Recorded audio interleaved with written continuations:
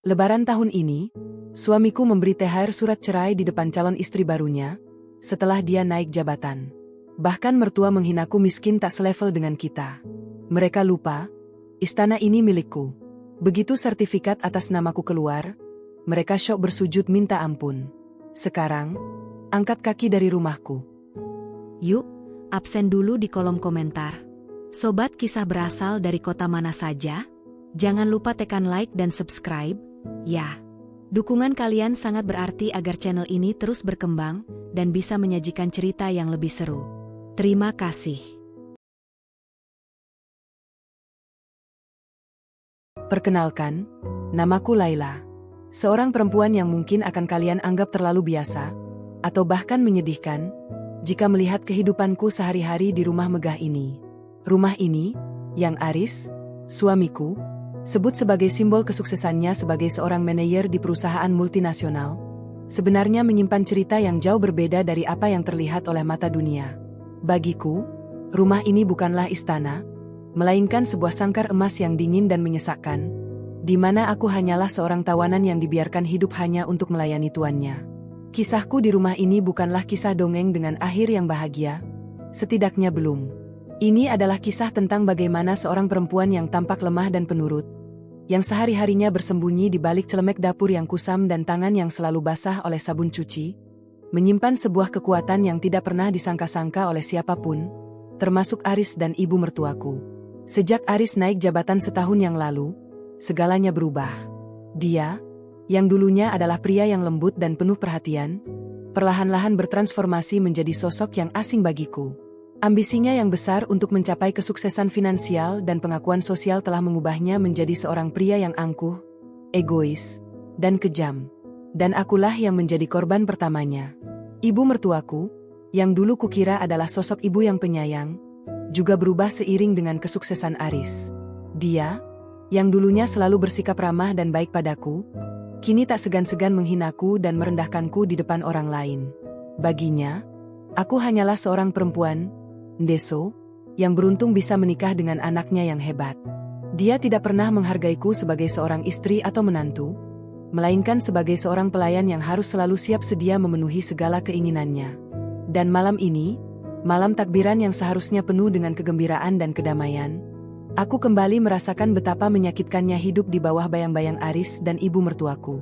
Aku bekerja keras di dapur sejak pagi, menyiapkan berbagai macam hidangan untuk menyambut hari kemenangan besok. Opor ayam, rendang, sambal goreng ati, ketupat, dan berbagai macam kue-kue kering sudah kusiapkan dengan susah payah. Namun, tidak ada satupun pujian yang datang dari mereka. Aris, yang baru saja pulang dari kantor dengan wajah lelah dan kesal, langsung mengeluh saat melihatku di dapur. "Laila, kamu sudah masak apa saja? Kenapa tidak ada satupun yang enak? Kamu ini istri seperti apa?" tanyanya dengan nada kasar, tanpa sedikit pun rasa terima kasih. "Aku sudah masak opor ayam, rendang, dan kue-kue lebaran, Aris. Semuanya sudah kusiapkan," jawabku dengan suara lembut, mencoba untuk tetap tenang. "Cuma itu, kamu tidak bisa bikin sesuatu yang lebih mewah? Kita ini kan orang kaya, bukan orang kampung seperti kamu," kata Aris dengan nada meremehkan, membuat hatiku terasa perih. Laila hanya diam, tidak berani menjawab. Dia sudah terbiasa dengan perkataan kasar Aris. Dia tahu bahwa Aris tidak akan pernah menghargainya, apapun yang dia lakukan. Dia hanya bisa menangis diam-diam di dapur, meratapi nasibnya yang malang. Gema takbiran yang berkumandang di luar sana seolah mengejek kesedihanku. Di saat semua orang merayakan kemenangan dengan sukacita, aku di sini, di dapur yang pengap ini, harus menahan rasa sakit hati dan kekecewaan yang mendalam. Aku merasa sangat kesepian, meskipun aku tinggal di rumah mewah ini bersama suami dan ibu mertuaku.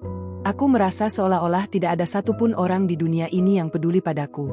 Malam semakin larut, dan suara takbiran pun perlahan-lahan mulai memudar. Aku akhirnya selesai memasak semua hidangan lebaran. Aku merasa sangat lelah dan mengantuk, tetapi aku tidak berani untuk segera tidur. Aku harus menunggu Aris dan ibu mertuaku kembali dari masjid. Beberapa saat kemudian, Aris dan ibunya pun kembali. Mereka terlihat sangat bahagia dan gembira. Mereka membawa banyak oleh-oleh dari masjid, dan Aris pun sibuk memamerkan perhiasan emas yang baru saja dibelikannya untuk ibunya. Wah, kalungnya bagus sekali. Pasti mahal ya, Aris? Tanya ibu mertuaku dengan wajah berseri-seri. Tentu saja, Bu. Aris kan anak yang berbakti. Jawab Aris dengan senyum palsu.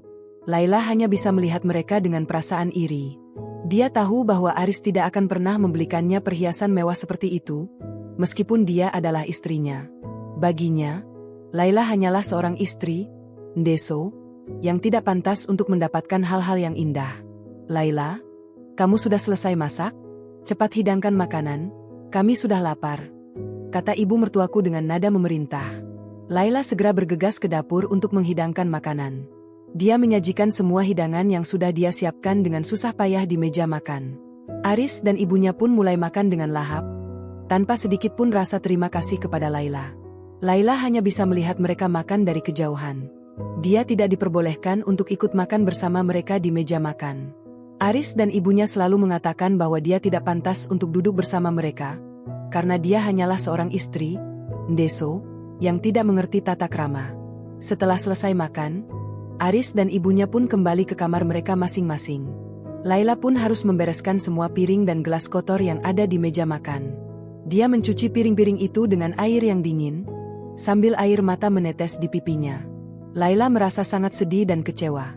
Dia merasa bahwa dia tidak akan pernah bisa mendapatkan kebahagiaan yang dia impikan di rumah ini. Dia merasa seolah-olah dia hanyalah seorang tawanan yang tidak bisa melepaskan diri dari siksaan Aris dan ibunya. Laila akhirnya selesai membereskan semua piring dan gelas kotor. Dia merasa sangat lelah dan mengantuk. Dia pun segera bergegas ke kamarnya untuk tidur. Dia berharap bahwa besok, di hari Lebaran yang suci, suasana di rumah ini akan sedikit lebih baik. Namun, dia tahu bahwa itu hanyalah sebuah mimpi yang tidak akan pernah menjadi kenyataan. Laila menutup matanya dengan perasaan sedih dan kecewa. Dia berdoa kepada Tuhan agar dia memberikan kekuatan padanya untuk bisa melewati semua penderitaan ini. Dia berharap bahwa suatu hari nanti, dia akan bisa menemukan kebahagiaan yang dia impikan, dan bisa hidup dengan bebas dari siksaan Aris dan ibunya. Hari Lebaran tiba. Udara pagi yang segar dan cerah seolah-olah ingin memberikan harapan baru bagi semua orang, termasuk aku, Laila. Aku bangun pagi-pagi, mandi, dan mengenakan pakaian terbaik yang kupunya, meskipun itu hanyalah sebuah gamis sederhana yang sudah agak kusam. Aku berharap bahwa di hari yang suci ini, Aris dan ibu mertuaku akan sedikit lebih lembut dan ramah padaku. Aku segera bergegas ke dapur untuk menyiapkan sarapan untuk Aris dan ibu mertuaku. Opor ayam, rendang, sambal goreng ati, ketupat, dan berbagai macam kue-kue kering yang kumasak tadi malam, kini sudah siap untuk dihidangkan. Aku menyajikannya di meja makan dengan rapi, berharap Aris dan ibunya akan menyukainya. Tak lama kemudian, Aris dan ibunya pun turun dari kamar mereka masing-masing. Mereka terlihat sangat rapi dan berpenampilan menarik. Aris mengenakan baju koko putih yang bersih dan rapi, sementara ibunya mengenakan gamis mewah yang penuh dengan hiasan payet. Wah, sarapannya enak sekali. Laila, kamu benar-benar pintar masak, kata ibu mertuaku dengan senyum palsu. Laila merasa sangat senang mendengar pujian dari ibu mertuanya. Ia berharap bahwa ibu mertuanya akan mulai menghargainya. Namun, harapan itu pupus ketika Aris berkata, "Tapi, sayangnya Laila tidak pandai mengurus rumah. Lihat saja rumah ini, berantakan sekali." Laila merasa sangat sedih mendengar perkataan Aris. Ia merasa bahwa ia tidak akan pernah bisa menyenangkan Aris, apapun yang ia lakukan. Ia hanya bisa diam, tidak berani menjawab. Setelah selesai sarapan, Aris dan ibunya pun duduk di ruang tamu untuk menyambut para tamu yang akan datang. Laila pun harus kembali ke dapur untuk membereskan semua piring dan gelas kotor yang ada di meja makan. Ia mencuci piring-piring itu dengan air yang dingin, sambil air mata menetes di pipinya. Sesaat kemudian, bel rumah berbunyi. Seorang perempuan muda berpenampilan menarik dengan dress mewah dan perhiasan yang berkilauan, datang bersama keluarganya. Aris dan ibunya pun menyambut mereka dengan sangat ramah dan gembira. Wah, Siska, selamat datang di istana Aris, kata ibu mertua Laila dengan senyum lebar. Laila pun melihat mereka dari kejauhan. Ia merasa sangat iri melihat kecantikan dan kemewahan Siska. Ia tahu bahwa Aris tidak akan pernah memperlakukannya dengan ramah dan gembira seperti Aris memperlakukan Siska. Siapa dia, Aris? Tanya Siska dengan nada meremehkan saat melihat Laila di dapur. Oh, Dia itu pembantu kami, Siska. Dia memang suka masak. Jadi dia yang menyiapkan semua hidangan lebaran ini, jawab Aris dengan senyum palsu. Laila merasa sangat sakit hati mendengar perkataan Aris. Ia merasa seolah-olah ia tidak dihargai sebagai istri, melainkan sebagai seorang pembantu. Ia hanya bisa menangis diam-diam di dapur, meratapi nasibnya yang malang. Gema takbir yang semula sayup-sayup kini berganti dengan riuh rendah suara tawa dari ruang tamu yang luasnya hampir separuh dari luas rumah masa kecilku. Aku berdiri di depan wastafel dapur, menatap tumpukan piring kotor yang seolah tidak ada habisnya. Jari-jariku sudah mengeriput karena terlalu lama terendam air sabun, sementara peluh membasahi dahi, mengacaukan anak rambut yang keluar dari balik jilbab sederhanaku. Hari ini adalah hari raya, hari kemenangan yang seharusnya penuh maaf. Namun bagiku, ini hanyalah hari di mana peranku sebagai pelayan tanpa gaji dikukuhkan di depan banyak orang. Tiba-tiba, suara langkah sepatu hak tinggi yang beradu dengan lantai marmer terdengar mendekat. Aroma parfum mahal yang menyengat segera memenuhi rongga hidungku, mengalahkan bau opor yang sedari tadi menemani. Aku menoleh sedikit dan mendapati ibu mertuaku, Ibu Salma, berdiri di ambang pintu dapur dengan tangan bersedekap. Di lehernya melingkar sebuah kalung emas rantai tebal yang berkilau sangat terang, seolah sengaja ingin membutakan mataku. Laila, kenapa kamu masih di sini? Tamu-tamu sudah hampir selesai makan, dan kamu belum mengeluarkan puding buahnya. Suara Ibu Salma melengking, tajam seperti sembilu yang menyayat ketenangan dapur. Jangan buat malu Aris di depan calon menantu baruku. Cepat bergerak. Aku menelan ludah, mencoba membasahi tenggorokan yang terasa kering. Iya, Bu. Sebentar lagi Laila antarkan. Ini piring-piring kotornya sudah menumpuk sekali. Ibu Salma mendecih, matanya menatapku dari ujung kaki hingga ujung kepala dengan tatapan jijik yang sama sekali tidak disembunyikan. Piring itu bisa menunggu. Yang tidak bisa menunggu itu Siska. Dia itu anak orang terpandang, tidak terbiasa menunggu lama. Lihat dirimu, lusuh sekali. Sudah kubilang pakai baju yang bagus, tapi kamu malah pakai baju yang seperti kain pel itu. Benar-benar merusak pemandangan di rumah semegah ini. Aku hanya bisa menunduk, tidak berani membalas sepatah kata pun. Baju yang kupakai adalah baju terbaik yang kubeli 2 tahun lalu, sebelum Aris menjadi manajer dan melupakan bahwa aku juga manusia yang butuh dihargai. Aku segera mengeringkan tangan dan mengambil nampan berisi puding buah yang sudah kuhias sedemikian rupa. Dengan langkah ragu, aku berjalan menuju ruang tengah. Di sana, di sofa kulit yang harganya setara dengan biaya hidup orang tuaku di desa selama setahun, duduklah Aris. Dia tampak begitu gagah dengan kemeja sutra berwarna coklat muda, tertawa lebar menanggapi ucapan seorang wanita cantik di sampingnya. Wanita itu adalah Siska. Kulitnya putih bersih, riasannya sempurna, dan cara bicaranya sangat manja. Di jari manisnya melingkar sebuah cincin berlian yang aku tahu pasti dibeli Aris menggunakan uang yang seharusnya menjadi jatah belanja bulananku yang dipotong bulan lalu. Ini pudingnya, silakan dinikmati, ucapku pelan sambil meletakkan nampan di atas meja kaca. Siska melirikku sebentar, lalu menutup hidungnya dengan sapu tangan kecil yang wangi. Aduh, Mas Aris, ini pembantunya bau bawang sekali ya? Selera makanku jadi hilang kalau begini. Hatiku mencelos. Aku menatap Aris, berharap dia akan membelaku, atau setidaknya menegur Siska karena kata-katanya yang sangat tidak sopan itu. Namun, harapanku pupus seketika. Aris justru menatapku dengan mata yang menyala penuh amarah, seolah aku adalah noda hitam di atas kertas putih yang bersih. Laila, sudah kubilang jangan dekat-dekat kalau ada tamu. Kamu tidak sadar diri ya kalau baumu itu mengganggu? Bentak Aris tanpa mempedulikan ada beberapa kerabat jauh yang sedang memperhatikan. Sana kembali ke dapur. Jangan keluar lagi sampai aku yang panggil. Kamu ini benar-benar tidak tahu malu. Mau pamer kemiskinan di depan Siska. Aku tertegun. Rasanya seperti ada bongkahan es besar yang menghantam dadaku. Air mata mulai menggenang di pelupuk mata, namun aku sekuat tenaga menahannya agar tidak jatuh di depan mereka semua. Aku tidak ingin mereka melihatku hancur. Dengan kepala tertunduk, aku berbalik arah, kembali menuju tempatku yang seharusnya menurut mereka. Dapur yang pengap. Di belakangku, aku mendengar suara tawa Ibu Salma yang renyah. Sabar ya, Siska sayang. Aris memang terlalu baik dulu, mau-maunya menikahi perempuan deso yang tidak jelas asal-usulnya ini. Tapi tenang saja, setelah hari ini, semuanya akan berubah. Aris sudah menyiapkan kejutan besar untukmu. Siska tertawa manja. Suaranya terdengar begitu manis namun beracun di telingaku. Wah, aku jadi tidak sabar. Mas, mobil yang kemarin Mas janjikan itu, jadikan. Tentu saja jadi. Sayang. Apapun untuk calon istriku yang cantik ini. Jawab Aris dengan nada suara yang begitu lembut. Nada yang sudah bertahun-tahun tidak pernah kudengar lagi ditujukan kepadaku. Aku duduk di kursi kayu kecil di pojok dapur, memeluk lututku sendiri. Di dinding dapur ini, aku pernah menempelkan potongan gambar desain rumah impian kami saat kami masih tinggal di kontrakan sempit. Aris dulu berjanji, jika kelak kami punya rumah besar, dia akan memanjakanku dan tidak akan membiarkanku lelah sedikit pun. Kini, rumah besar itu sudah ada. Marmernya dingin, plafonnya tinggi, dan lampunya berkilau mewah. Namun, di dalam rumah ini, aku justru merasa lebih miskin daripada saat kami masih makan sepiring berdua dengan lauk kerupuk.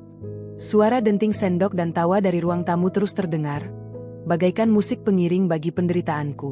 Aku menatap tanganku yang kasar. Aris tidak tahu, atau mungkin tidak mau tahu, bahwa setiap inci dari kemewahan ini memiliki jejak keringatku. Dia pikir kenaikan jabatannya adalah satu-satunya sumber uang di rumah ini. Dia lupa, atau mungkin tidak pernah sadar, bahwa selama setahun terakhir, akulah yang diam-diam menambal lubang-lubang utang yang dia buat demi memuaskan gaya hidupnya yang baru. Ibu Salma kembali masuk ke dapur. Kali ini dia membawa sebuah tas tangan mewah dan mengeluarkan sebuah kunci mobil dengan gantungan logo merek ternama. Dia menggoyang-goyangkan kunci itu di depan wajahku dengan senyum kemenangan. Lihat ini, Laila. Ini hadiah Aris untuk Siska. Mobil baru. Sedangkan kamu hanya layak mendapatkan sisa-sisa. Oh iya, jangan lupa nanti cuci semua taplak meja di gudang. Besok akan ada keluarga besar Siska yang datang untuk membicarakan pertunangan. Aku mendongak, menatap mata ibu mertuaku yang penuh kebencian. Pertunangan? Bu, Aris masih suamiku yang sah. Bagaimana mungkin dia bertunangan dengan wanita lain? Ibu Salma tertawa terbahak-bahak, seolah pertanyaanku adalah lelucon paling lucu tahun ini. Suami? Kamu pikir setelah dia sukses, dia masih mau punya istri seperti kamu? Aris butuh pendamping yang bisa membantunya naik kelas, bukan yang cuma bisa bikin sambal dan menangis di pojok dapur. Kamu itu beban, Laila. Benalu yang cuma bisa menghabiskan uang anakku. Dia kemudian melenggang pergi, meninggalkan aroma parfum yang menyesakkan. Aku terdiam, menatap kunci mobil yang tadi dia pamerkan. Hatiku terasa kosong, namun di saat yang sama, ada api kecil yang mulai menyala di sudut sanubariku. Selama ini aku diam karena aku mencintainya. Selama ini aku bertahan karena aku menghargai janji pernikahan kami. Tapi jika hari suci ini mereka jadikan panggung untuk menginjak-injak harga diriku, maka aku tidak punya pilihan lain selain menunjukkan siapa sebenarnya yang memegang kendali di istana ini. Aku berdiri, menyeka sisa air mata dengan punggung tanganku. Aku tidak akan membiarkan mereka melihatku hancur lagi. Jika Aris ingin memberikan kejutan kepadaku, maka aku juga punya kejutan yang jauh lebih besar untuknya. Kejutan yang akan meruntuhkan seluruh dunia hayalan yang mereka bangun di atas kebohonganku selama ini. Aku kembali mencuci piring dengan gerakan yang lebih mantap. Setiap denting piring yang bersentuhan seolah menjadi hitungan mundur menuju kehancuran mereka. Biarlah mereka tertawa sekarang. Biarlah Siska merasa menjadi ratu di rumah ini.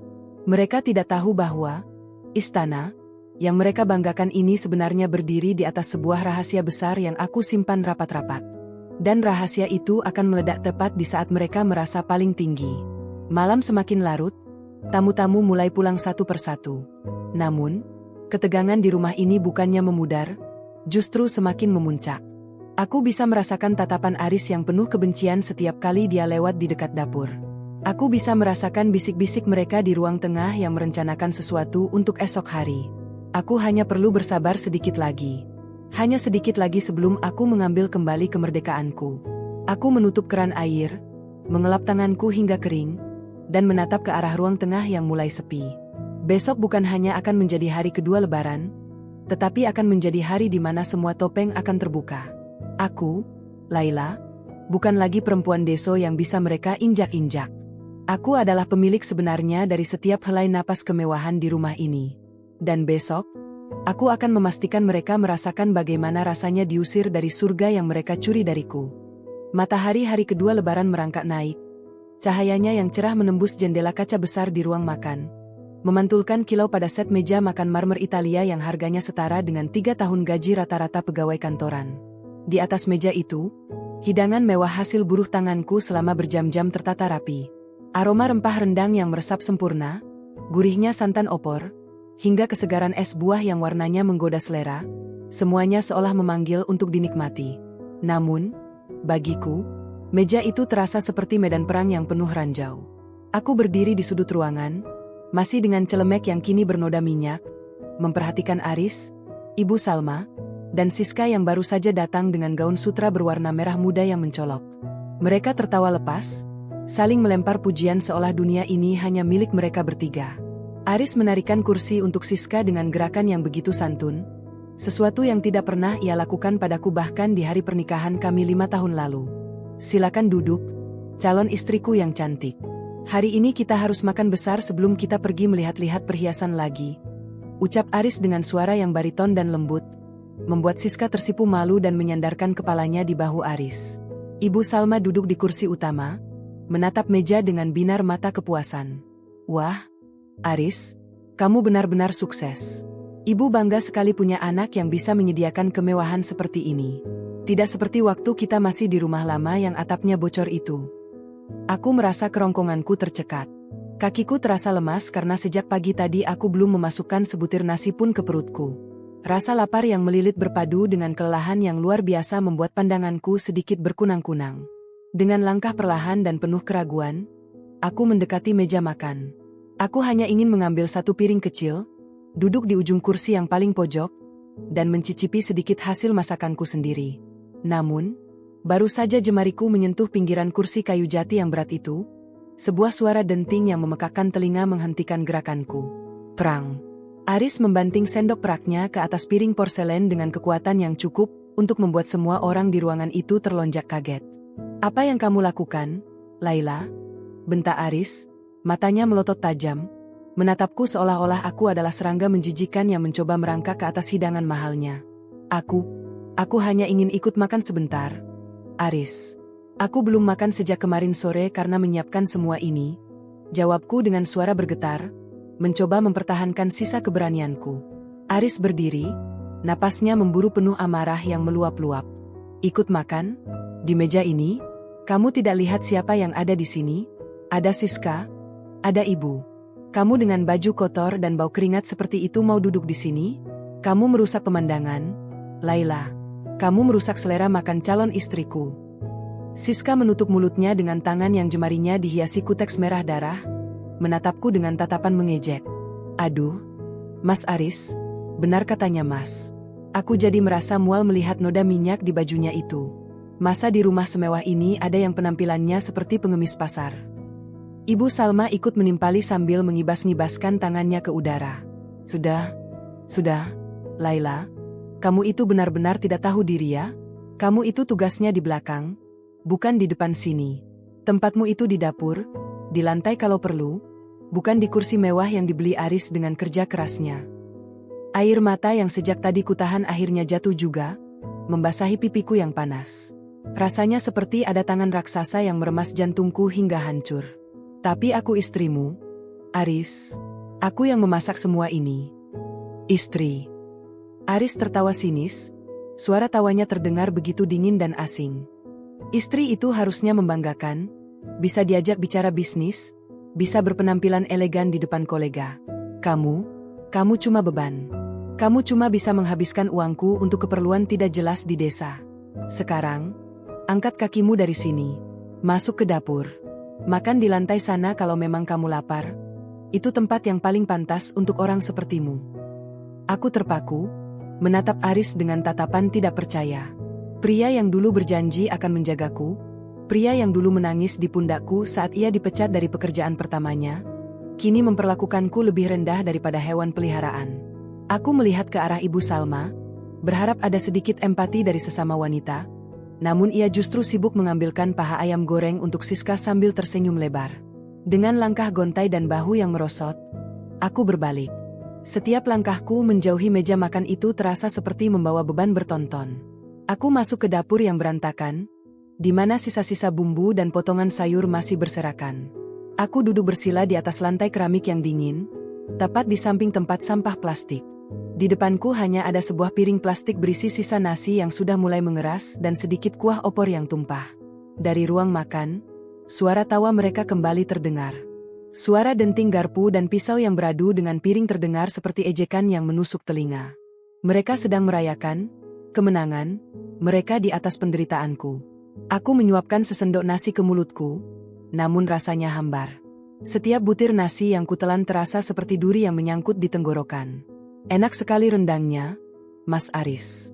Pintar sekali Mas pilih cateringnya. Kudengar suara Siska memuji dengan nada manja. Tentu saja, sayang. Apapun yang terbaik untukmu, sahut Aris. Hati ini tertawa miris. Catering? Dia bahkan tidak mau mengakui di depan calon madunya bahwa istrinya sendirilah yang begadang semalaman untuk meracik bumbu itu. Aris benar-benar telah membuang sosok Laila dari ingatannya. Baginya, aku sudah mati, dan yang tersisa hanyalah bayangan pelayan yang kebetulan tinggal di rumahnya. Aku menatap langit-langit dapur, mencoba mencari kekuatan di tengah kehampaan ini. Selama ini aku bertahan dalam diam karena aku pikir kesabaran akan membuahkan hasil. Aku pikir jika aku terus mengalah, Aris akan melihat ketulusanku. Namun hari ini, di hari raya yang suci ini, aku sadar bahwa kesabaran tanpa batas hanyalah bentuk lain dari penghancuran diri sendiri. Aku merogoh saku celemekku, menyentuh sebuah benda kecil yang selama ini kusimpan rapat-rapat. Sebuah ponsel cadangan yang layarnya terus menyala dengan notifikasi dari penerbit internasional dan agen sastranya di New York. Mereka menanyakan kapan draft novel terbaruku akan selesai, karena jutaan pembaca sudah tidak sabar menantinya. Royalti yang masuk ke rekening rahasiaku bulan ini saja sudah cukup untuk membeli 10 rumah seperti ini secara tunai. Aku menarik napas panjang, membiarkan udara dapur yang panas memenuhi paru-paruku. Cukup sudah. Aku tidak akan membiarkan mereka menginjak-injakku lebih jauh lagi. Jika Aris menganggapku sebagai beban yang merusak pemandangan, maka aku akan menunjukkan kepadanya siapa sebenarnya yang membiayai pemandangan indah yang ia nikmati saat ini. Dari ruang makan, Aris berteriak memanggilku dengan nada memerintah yang sangat kasar. Laila, cepat ke sini. Bawakan tisu dan ambilkan air minum lagi untuk Siska. Jangan lambat. Aku meletakkan piring plastikku yang masih tersisa separuh. Aku berdiri dengan tegak, merapikan jilbabku, dan menghapus sisa air mata di wajahku. Kali ini, aku tidak akan datang dengan kepala tertunduk. Aku akan datang sebagai Laila yang berbeda. Laila yang sudah cukup dengan segala penghinaan ini.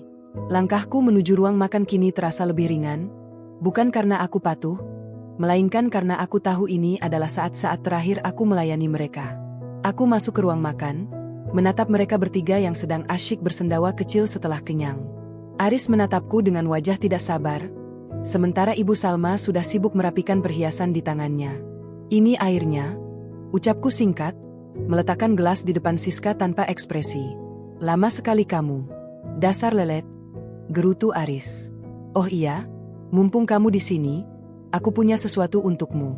Sesuatu yang sudah lama ingin kuberikan kepadamu sebagai hadiah lebaran.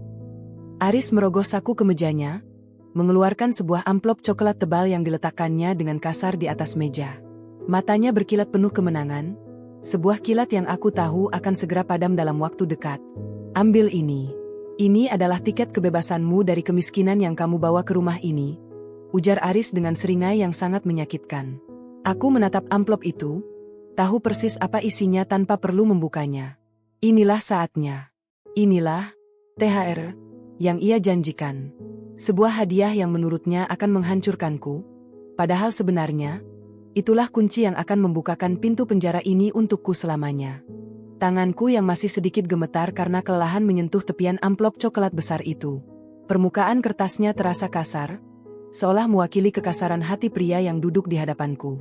Aris menyandarkan punggungnya ke kursi jati, melipat tangan di dada dengan dagu terangkat tinggi. Di sampingnya, Siska menyesap teh melati dengan gerakan anggun yang dibuat-buat. Matanya melirikku penuh kemenangan seolah aku adalah tontonan komedi yang sangat menghibur. Buka, Laila. Jangan cuma dipandangi saja. Itu THR paling mewah yang bisa kuberikan untuk istri sepertimu, ucap Aris. Suaranya terdengar sangat puas, meremehkan setiap inci keberadaanku. Aku menarik napas panjang, mencoba menenangkan gemuruh di dadaku. Dengan perlahan, kutarik isi amplop itu.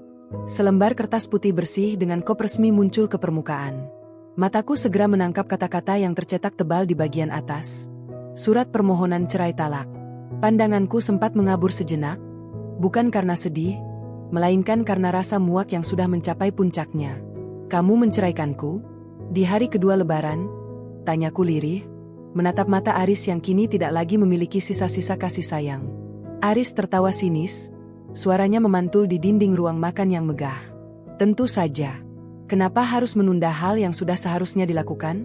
Aku sudah bosan melihat wajahmu yang selalu murung dan penampilanmu yang kampungan. Kamu itu seperti noda di baju putihku yang baru, Laila.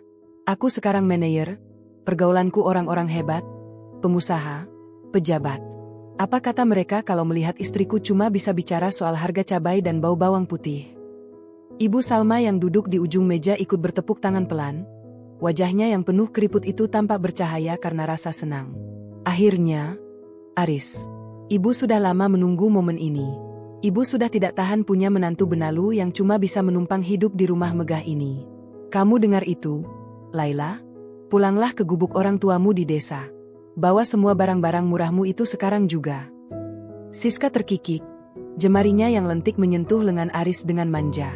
"Aduh, Mas Aris tega sekali.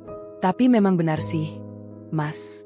Rumah secantik ini butuh nyonya yang tahu cara merawat diri, bukan yang cuma tahu cara menggosok lantai. Oh iya, Laila, sebelum pergi, pastikan semua piring kotor itu sudah bersih ya. Aku tidak mau memulai hidup baruku di sini dengan sisa-sisa kotoranmu." Aku menatap surat talak itu sekali lagi. Surat yang seharusnya menghancurkan hati seorang istri, kini justru terasa seperti sertifikat kebebasan bagiku. Aris benar-benar tidak tahu bahwa dengan melepaskanku, dia baru saja melepaskan satu-satunya tiang penyangga yang membuat hidupnya tetap tegak selama ini. "Kamu menyebutku benalu, Bu?" tanyaku, kini menatap langsung ke mata Ibu Salma. "Dan kamu, Aris, kamu menyebutku beban yang menghabiskan uangmu." Aris menggebrak meja, membuat cangkir teh Siska sedikit tumpah. "Jangan berani-berani membantah. Kamu pikir dari mana uang untuk makanmu selama ini? Dari mana baju yang kamu pakai itu? Semuanya dari keringatku. Selama ini aku sudah cukup sabar membiarkanmu tinggal di sini gratis. Sekarang, kesabaranku sudah habis. Keluar dari rumahku sekarang juga." "Rumahmu?" Aku mengulang kata itu dengan nada tenang, hampir seperti berbisik. "Aris, apa kamu benar-benar yakin ini rumahmu?" Aris mengerutkan kening, wajahnya memerah karena emosi yang meluap. "Tentu saja ini rumahku. Aku yang membayar cicilannya setiap bulan. Aku yang mengatur semuanya. Kamu jangan coba-coba mengigau di siang bolong begini." Ibu Salma berdiri, mendekatiku dengan wajah yang sangat galak. "Sudah, jangan banyak bicara lagi. Cepat ambil tasmu dan pergi. Siska akan menempati kamar utama mulai malam ini. Kamu tidak pantas lagi menghirup udara di ruangan ini. Pergi ke gubuk reotmu sana, makanlah nasi aking bersama orang tuamu yang miskin itu." Aku melihat Siska mengeluarkan sebuah kunci mobil dari tas mahalnya, lalu meletakkannya di atas meja dengan sengaja. "Lihat ini, Laila. Ini kunci mobil mewah yang baru saja dibelikan Aris untukku. Kamu bahkan mungkin tidak tahu cara menyalakan mesinnya. Kan? Inilah bedanya kelas kita. Aku mendapatkan mobil, kamu mendapatkan surat cerai. Adil, bukan?" Aku tersenyum tipis, sebuah senyuman yang membuat Aris sedikit tertegun karena tidak melihat air mata yang ia harapkan. Aku melipat kembali surat talak itu dan memasukkannya ke dalam saku celemekku. Rasa lapar yang tadi melilit perutku kini hilang berganti dengan kekuatan baru yang menjalar ke seluruh tubuh. "Baiklah, Aris. Jika ini yang kamu inginkan, aku akan pergi," kataku dengan suara yang sangat stabil, bahkan terdengar sangat tenang. "Tapi ingatlah satu hal, di hari raya ini, kamu baru saja menutup pintu rezekimu sendiri dengan sangat rapat." "Halah, jangan berlagak jadi peramal," cibir Aris. "Rezekiku sedang di puncak. Karirku sedang cemerlang. Tanpamu, aku justru akan semakin kaya karena tidak ada lagi beban yang harus kusuapi setiap hari." Aku berbalik, berjalan menuju kamar kecil di belakang dapur yang selama ini menjadi tempat persembunyianku. Di sana, aku menyimpan sebuah tas kecil yang tidak pernah mereka sentuh. Tas yang berisi seluruh identitas asliku, Dokumen-dokumen yang akan mengubah tawa mereka menjadi tangisan dalam hitungan menit. Di ruang makan, aku masih bisa mendengar suara Aris yang memesan makanan mewah lagi melalui ponselnya untuk merayakan kepergianku. Ibu Salma terdengar sedang merencanakan dekorasi ulang ruang tamu menggunakan uang yang ia pikir milik anaknya. Mereka begitu buta oleh kesombongan, begitu tuli oleh sanjungan palsu Siska, hingga tidak menyadari bahwa fondasi istana ini sebenarnya sudah retak sejak lama. Aku melepas celemek kusamku, menjatuhkannya begitu saja di atas lantai dapur. Aku menggantinya dengan sebuah blazer hitam elegan yang selama ini kusembunyikan di dalam koper. Aku merapikan jilbabku, memoleskan sedikit lipstik agar wajahku tidak tampak pucat. Saat aku bercermin di kaca kecil yang retak di kamarku, aku tidak lagi melihat Laila si pelayan. Aku melihat Laila, sang penulis yang telah melahirkan karya-karya hebat yang dibaca di seluruh dunia. Aku keluar dari kamar dengan menjinjing tas kecilku. Saat melewati dapur, aku melihat piring plastik berisi sisa nasi yang tadi kumakan di lantai. Aku tersenyum miris. Itu adalah makanan terakhirku sebagai beban di rumah ini. Aku kembali ke ruang makan. Aris, Ibu Salma, dan Siska masih di sana. Mereka sedang tertawa sambil melihat katalog perhiasan di ponsel Siska. Kedatanganku dengan penampilan yang sedikit berbeda membuat mereka berhenti tertawa sejenak. Wah, mau pamer gaya sebelum pergi? Ejek Siska, matanya menatap blazer hitamku dengan sinis. Tetap saja terlihat murah di mataku. Aris mendengus. Sudah, jangan banyak gaya. Cepat keluar. Aku tidak mau melihat bayanganmu lagi di lantai marmerku. Aku berjalan mendekati meja makan, namun kali ini aku tidak berdiri di sudut. Aku berdiri tepat di depan Aris, menatapnya dengan pandangan yang sangat tajam hingga ia sedikit menggeser duduknya karena merasa tidak nyaman. Aku akan pergi sekarang, Aris. Tapi sebelum aku melangkah keluar dari pintu depan, ada beberapa dokumen yang perlu kamu lihat. Anggap saja ini adalah THR, balasan dariku untukmu dan ibu, kataku sambil membuka resleting tas kecilku. Aris tertawa meremehkan. Dokumen apa? Tagihan utang keluargamu di desa? Jangan harap aku mau membayarnya. Aku mengeluarkan 2 buah map plastik bening. Yang satu berisi lembaran kertas dengan segel resmi negara, dan yang lainnya berisi rincian transaksi perbankan yang sangat panjang. Aku meletakkannya di atas meja, tepat di depan tumpukan piring kotor yang belum sempat kubersihkan. Bacalah dengan teliti, Aris. Bacalah setiap kata, setiap angka, dan setiap nama yang tertera di sana. Terutama nama pemilik sah dari rumah yang kamu sebut, istanamu, ini. Ucapku dengan nada yang sangat dingin, namun penuh dengan penegasan. Suasana ruang makan yang tadinya riuh dengan tawa tiba-tiba menjadi hening seketika. Hembusan angin dari jendela membuat kertas-kertas di dalam map itu sedikit tersingkap, seolah tidak sabar ingin menunjukkan kebenaran yang selama ini tersembunyi di balik nama pena dan kerahasiaan. Aris menatap map plastik di hadapannya dengan kerutan di dahi yang dalam, seolah sedang melihat benda asing yang jatuh dari langit. Ia mendengus kasar, mencoba mempertahankan sisa-sisa keangkuhannya di depan Siska yang masih asyik memainkan kuku panjangnya. Dengan gerakan malas, tangan Aris meraih lembaran pertama dari map tersebut. Aku berdiri tegak, melipat tangan di dada, memperhatikan setiap perubahan ekspresi di wajah pria yang baru saja membuangku itu. Apa ini? Sertifikat? Aris bergumam, suaranya sedikit meninggi. Matanya mulai menyapu baris demi baris tulisan di atas kertas berhologram resmi tersebut. Awalnya, ia tampak biasa saja, namun detik berikutnya, pupil matanya melebar. Ia mendekatkan kertas itu ke wajahnya, seolah tidak percaya dengan apa yang ia baca. Nomor identitas bidang tanah. Alamat Jalan Melati nomor 18. Tunggu, ini kan alamat rumah ini. Ibu Salma yang sedang menyesap tehnya ikut condong ke depan, rasa penasarannya mulai terusik. Ada apa? Aris, kenapa wajahmu pucat begitu? Itu pasti surat palsu yang dibuat Laila untuk menakut-nakuti kita. Siska ikut tertawa renyah, meski tawa itu terdengar sedikit dipaksakan. Aduh, Laila, jangan bilang kamu pakai jasa pembuat dokumen palsu di pasar hanya supaya tidak diusir dari sini. Murahan sekali caramu. Aris tidak menjawab. Jarinya bergetar saat menyentuh baris bertuliskan nama pemilik. Di sana, tercetak dengan sangat jelas dan tegas, bukan namanya, melainkan nama lengkapku, Laila Rahmawati. Bukan sebagai ahli waris, bukan sebagai istri, melainkan sebagai pemilik tunggal berdasarkan transaksi jual-beli tunai. Ini tidak mungkin, bisik Aris, suaranya kini serak dan pecah. Laila, kenapa namamu yang ada di sini? Aku yang membayar cicilannya setiap bulan ke bank. Aku yang menandatangani kontraknya. Aku menarik napas panjang, membiarkan keheningan sesaat menyelimuti ruangan itu sebelum aku membuka suara. Cicilan. Aris, kamu lupa? Tahun lalu, saat kamu kehilangan uang tabunganmu karena judi bola dan hampir masuk penjara karena menggelapkan dana kantor, kamu datang padaku sambil menangis. Kamu menggadaikan sertifikat tanah warisan ibumu yang ada di desa kepada rentenir demi menutupi lubang itu. Wajah Ibu Salma seketika berubah pasi. Ia menatap anaknya dengan tatapan horor. Apa? Tanah di desa kamu gadaikan? Aris? Itu satu-satunya peninggalan bapakmu. Diam, Bu. Bentak Aris, namun suaranya tidak lagi memiliki wibawa. Ia kembali menatapku dengan mata merah. Lalu apa hubungannya dengan rumah ini? Aku manajer. Aku punya gaji besar.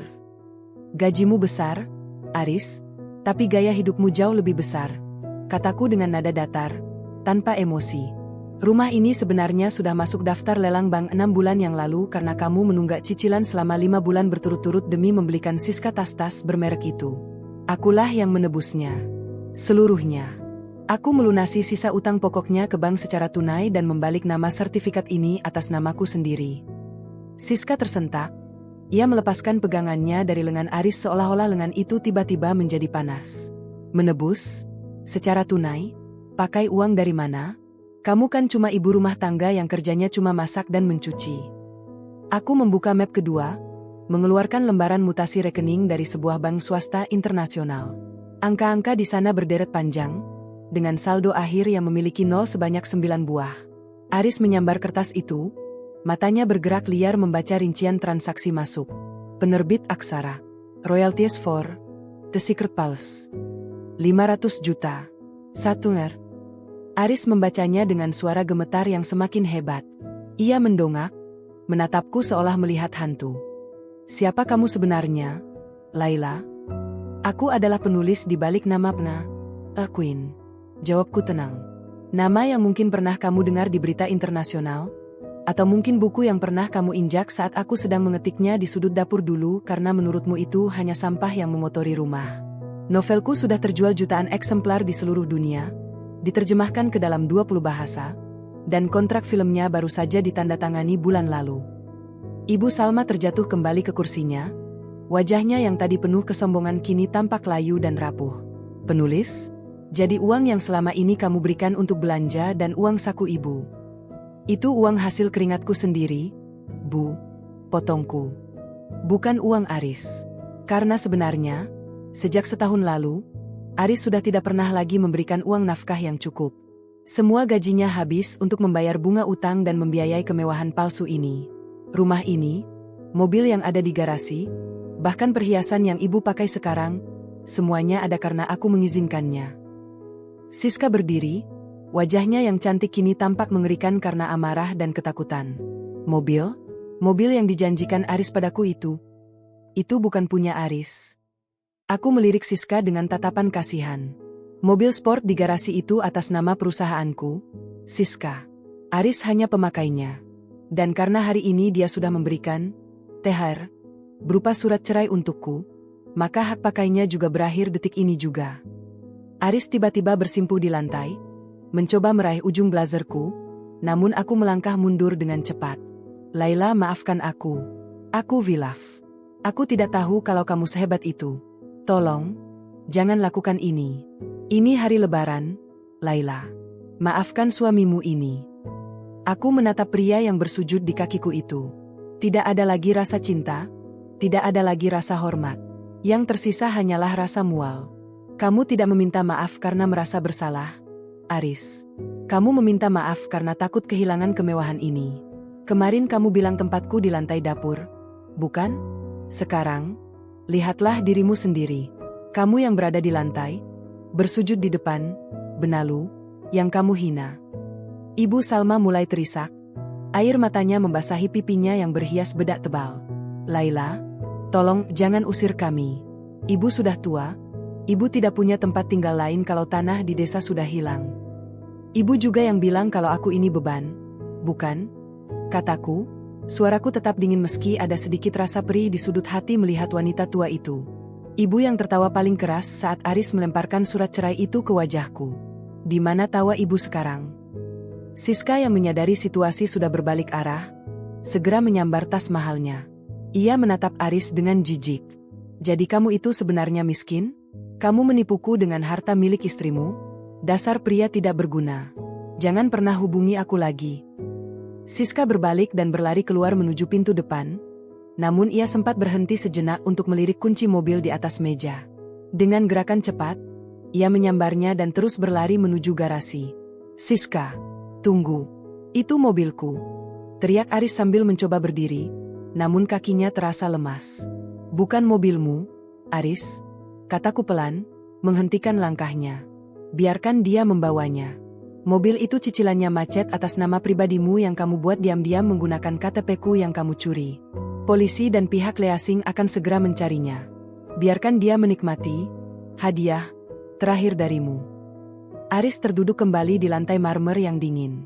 Dunianya yang megah, yang ia bangun di atas kebohongan dan penghinaan terhadap istrinya, kini runtuh berkeping-keping. Gema takbir yang masih terdengar sayup-sayup dari kejauhan seolah menjadi pengiring bagi kehancurannya. Aku mengambil kembali sertifikat dan dokumen-dokumenku, memasukkannya dengan rapi ke dalam tas. Aku menatap mereka berdua untuk terakhir kalinya sebelum memberikan perintah yang paling mereka takuti. 1 jam, kataku tegas. Kalian punya waktu 1 jam untuk mengemasi barang-barang pribadi kalian dan keluar dari rumahku. Jika lewat dari itu kalian masih di sini, aku akan memanggil petugas keamanan untuk menyeret kalian keluar. Laila, tolong. Tangis Ibu Salma pecah. 1 jam, Bu. Ulangku tanpa keraguan sedikit pun. Gunakan waktu itu dengan baik. Karena di luar sana, dunia yang sebenarnya sudah menunggu kalian. Detik demi detik berlalu dengan suara detak jam dinding besar di ruang makan yang kini terasa seperti dentuman palu godam.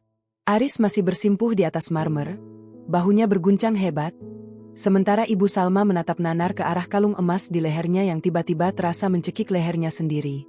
Aku berdiri mematung, menatap mereka tanpa rasa iba sedikit pun.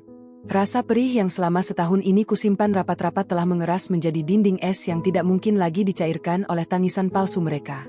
Laila, tolonglah, jangan seperti ini. Ini hari kemenangan, Laila. Bukankah kita harus saling memaafkan?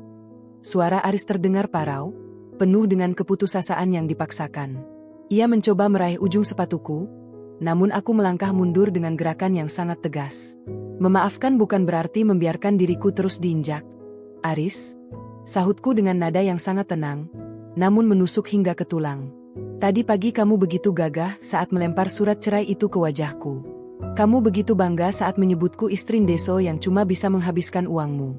Sekarang, setelah kamu tahu bahwa semua kemewahan ini adalah milikku, kamu tiba-tiba bicara soal maaf. Ibu Salma merangkak mendekat. Wajahnya yang tadi penuh riasan tebal kini luntur oleh air mata dan keringat dingin. Laila, ibu yang salah. Ibu yang menghasut Aris. Ibu hanya ingin anak ibu terlihat sukses di depan orang-orang. Tolong, jangan usir ibu. Ibu tidak punya siapa-siapa lagi selain Aris. Tanah di desa sudah tidak ada, Laila. Aku menatap ibu mertuaku itu dengan pandangan hampa. Ibu tidak punya siapa-siapa? Lalu selama ini ibu menganggap aku apa? Selama 5 tahun aku melayani ibu, mencuci pakaian ibu, memasak makanan kesukaan ibu bahkan saat aku sedang sakit. Ibu menganggapku sebagai benalu. Ibu tertawa paling keras saat Siska menghinaku bau bawang. Di mana kasih sayang ibu saat itu? Tangis Ibu Salma semakin pecah, namun aku tidak bergeming. Aku mengeluarkan ponsel pintarku, membuka aplikasi perbankan, dan menunjukkan sebuah notifikasi pesan singkat yang masuk 10 menit yang lalu. Sebuah pesan dari pihak bank yang menyatakan bahwa rumah ini telah sepenuhnya lunas dan status kepemilikannya telah sah secara hukum atas namaku. Aris, lihat ini, kataku sambil menyodorkan layar ponsel ke depan wajahnya. Kamu tahu kenapa cicilanmu selalu lancar di mata bank meskipun kamu memakai uangnya untuk berjudi? Karena setiap bulan, sistem auto debit di rekeningku menutupi kekurangan saldomu. Aku membiarkanmu merasa hebat. Aku membiarkanmu merasa menjadi manajer sukses. hanya karena aku ingin melihat sampai di mana batas kesombonganmu. Dan hari ini, kamu sendiri yang menunjukkan batas itu kepadaku. Aris mendongak, matanya merah padam. Jadi selama ini kamu menjebakku? Kamu membiarkan aku terlihat bodoh. Tidak, Aris. Kamu yang menjebak dirimu sendiri dengan ketamakanmu. Balasku tajam. Aku hanya diam dan memperhatikan. Aku ingin tahu, apakah cinta yang kamu ucapkan dulu itu tulus atau hanya karena kamu butuh seseorang untuk mengurus hidupmu. Ternyata, begitu kamu merasa punya segalanya, aku adalah orang pertama yang kamu buang. Tiba-tiba, suara deru mesin mobil yang dipacu kencang terdengar dari arah garasi. Siska, wanita yang tadi dipuja-puji Aris, benar-benar nekat membawa lari mobil mewah itu. Aris tersentak dan mencoba bangkit berdiri, namun ia terjatuh kembali karena kakinya lemas. Ia menyadari bahwa wanita yang ia anggap sebagai bidadari itu hanyalah seorang pencuri yang datang saat ada madu dan pergi saat ada empedu. Siska, dia membawa kabur mobilnya. Laila, itu satu-satunya aset yang kupikir masih atas namaku. Teriak Aris dengan nada histeris. Aku tersenyum tipis, sebuah senyuman yang penuh dengan ironi. Biarkan saja. Seperti yang kubilang tadi, mobil itu atas nama perusahaanku. Aku sudah memasang pelacak satelit di sana. Begitu dia keluar dari kompleks perumahan ini, mesinnya akan mati secara otomatis melalui sistem keamanan jarak jauh. Polisi sudah menunggu di gerbang depan atas laporan pencurian kendaraan bermotor. Aris ternganga, mulutnya terbuka namun tidak ada suara yang keluar. Ia baru menyadari bahwa ia sedang berhadapan dengan wanita yang jauh lebih cerdas dan lebih berkuasa daripada yang pernah ia bayangkan. Laila yang pendiam, Laila yang selalu menunduk di dapur, ternyata adalah seorang maestro yang telah mengatur seluruh skenario kehidupannya sendiri. Sekarang, waktu kalian tinggal 45 menit, kataku sambil melirik jam tangan perak di pergelangan tanganku. Bawa pakaian kalian. Jangan berani-berani menyentuh satupun barang pecah belah atau hiasan di rumah ini. Semua itu kubeli dengan uang royalti bukuku yang kamu sebut sampah itu. Ibu Salma mulai menggerutu sambil menangis. Ia berjalan tertatih menuju kamarnya.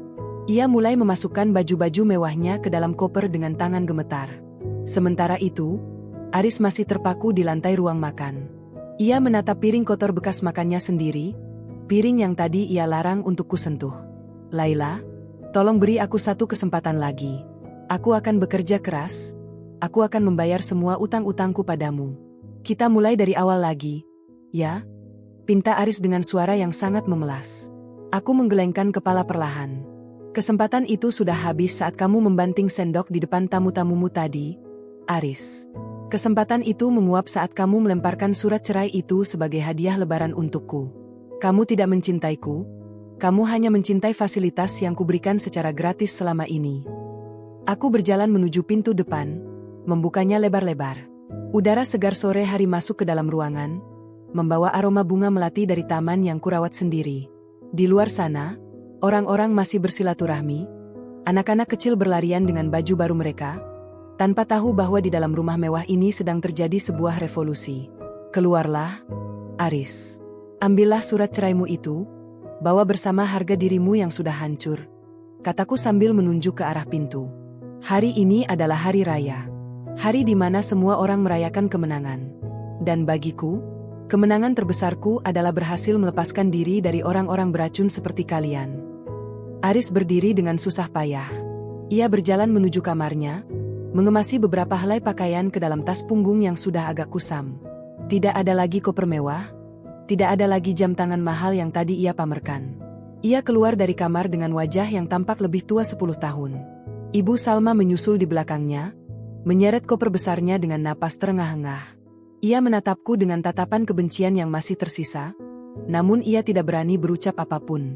Ia tahu bahwa satu kata salah lagi darinya bisa berujung pada laporan polisi atas penggelapan uang belanja selama bertahun-tahun.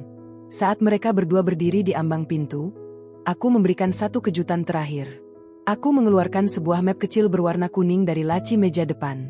Satu lagi, Aris. Ini adalah bukti pelunasan hutang judi bolamu kepada rentenir yang memakai jaminan tanah ibu di desa. Aku sudah menebus tanah itu bulan lalu. Mata Ibu Salma berbinar penuh harapan. Jadi tanah di desa masih ada? Laila, kami bisa pulang ke sana? Aku tersenyum dingin. Tanah itu memang masih ada, Bu. Tapi sekarang tanah itu sudah kualihkan atas nama sebuah yayasan yatim piatu di desa tersebut. Mereka akan membangun sekolah di sana. Jadi, kalian tidak punya tempat untuk pulang. Kalian harus mulai dari nol, mencari kontrakan kecil, dan bekerja sebagaimana orang biasa bekerja. Aris jatuh terduduk di teras rumah. Harapan terakhirnya untuk memiliki sandaran hidup musnah sudah. Ibu Salma menjerit histeris, menyadari bahwa kesombongannya telah membuat mereka benar-benar jatuh miskin seketika. Pergilah, ucapku final. Aku menutup pintu rumah dengan rapat. Suara kunci yang berputar terdengar sangat memuaskan di telingaku. Aku bersandar di balik pintu, menarik napas panjang, dan untuk pertama kalinya setelah bertahun-tahun, aku merasakan kedamaian yang sesungguhnya. Tidak ada lagi bau bawang yang diprotes, tidak ada lagi hinaan yang harus kuterima, dan tidak ada lagi air mata yang harus tumpah di lantai dapur. Di luar sana, aku mendengar suara langkah kaki mereka yang menjauh, diikuti oleh suara tangis Ibu Salma yang semakin mengecil. Aku berjalan menuju ruang makan, mengambil piring plastik berisi sisa nasiku tadi. Aku tidak membuangnya. Aku memakannya dengan perlahan, menikmati setiap butirnya sebagai hidangan kemenangan. Inilah THR terbaik yang pernah kuterima. Kebebasan. Suasana di dalam rumah seketika menjadi hening yang mencekam, hanya menyisakan deru napas Aris yang memburu dan isak tangis tertahan dari Ibu Salma. Aku berdiri tegak di tengah ruang tamu, membiarkan cahaya lampu kristal yang mahal itu menyinari wajahku. Tidak ada lagi rasa gemetar. Tidak ada lagi keinginan untuk bersembunyi di balik uap masakan dapur. Aku menatap lurus ke arah pintu jati besar yang masih terbuka, tempat di mana Siska baru saja melarikan diri dengan membawa kehancurannya sendiri. Laila, tolonglah, setidaknya biarkan ibu tinggal di sini sampai minggu depan. Ini Lebaran, Laila, di mana hati nuranimu? Ibu Salma mencoba bersuara, suaranya parau dan gemetar, tangannya yang keriput mencengkeram erat tali tas mewahnya yang kini terasa seperti beban yang sangat berat. Aku menoleh perlahan, menatap wanita yang selama bertahun-tahun kupanggil ibu itu. Hati nurani, Bu? Di mana hati nurani ibu saat memaksaku makan di lantai dapur kemarin? Di mana hati nurani ibu saat menertawakanku di depan Siska dan menyebutku benalu? Hati nuraniku masih ada, Bu. Itulah sebabnya aku tidak memenjarakan Aris atas pencurian dokumen pribadiku dan penggelapan uang perusahaan yang ia lakukan untuk membelikan ibu kalung itu. Ibu Salma terkesiap, tangannya refleks meraba kalung emas di lehernya. Wajahnya yang pucat kini tampak semakin menua dalam hitungan detik. Ia menatap Aris dengan tatapan tidak percaya, namun Aris hanya bisa menunduk dalam, menyembunyikan wajahnya di balik telapak tangan yang gemetar hebat. Aris, apa benar yang dikatakan Laila? Tanya Ibu Salma dengan suara yang hampir menghilang. Aris tidak menjawab. Diamnya adalah pengakuan yang paling jujur. Ia tahu bahwa aku memegang semua bukti digital, semua rekaman percakapan, dan semua alur transaksi gelap yang ia lakukan di belakangku. Selama ini ia menganggapku bodoh karena aku hanya diam. Ia tidak tahu bahwa seorang penulis selalu memperhatikan detail, selalu mengumpulkan potongan teka-teki sebelum menyatukannya menjadi sebuah klimaks yang mematikan. Waktu kalian terus berjalan, kataku dingin sambil menunjuk jam dinding besar yang berdentang 5 kali. 40 menit lagi. Jika kalian masih di sini, aku akan menelepon pihak keamanan perumahan dan polisi. Aku tidak main-main. Aris, kamu sudah memberikan THR berupa surat cerai padaku, maka terimalah THR balasan ini dengan lapang dada. Aris tiba-tiba bangkit berdiri. Matanya merah, bukan lagi karena marah, melainkan karena rasa malu yang amat sangat. Ia berjalan tertatih menuju kamar utama, kamar yang selama ini ia banggakan sebagai singgasananya. Aku mengikutinya dari belakang, berdiri di ambang pintu, memperhatikan saat ia mulai membuka lemari pakaiannya dengan kasar.